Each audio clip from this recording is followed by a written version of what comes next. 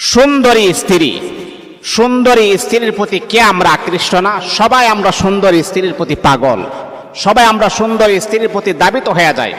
মনে রাখতে হবে, সুন্দরী স্ত্রীর দৌড় বেশিতে বেশি হলে 30 বৎসর পর্যন্ত, কিন্তু একজন দিনদার স্ত্রীর দৌড় জান্নাতের ভিতরে, এমনকি জান্নাতের ভিতরে হাজার হাজার বছর পর্যন্ত।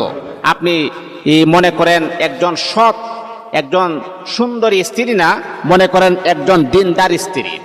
এই জন্যে আল্লাহ রাসূল আমাদেরকে বলেছেন, যখনই তোমরা বিবাহ করবা তখনই তোমরা দিনদারকে বেশি প্রাধান্য দিবা। দিনদার স্ত্রী যদি আপনি পেয়ে যান, আপনার দুনিয়া তো আপনি শান্তি পাবেন, আখেরা তো আপনি শান্তি পাবেন, জান্নাতের ভিতরে আপনি শান্তি পাবেন।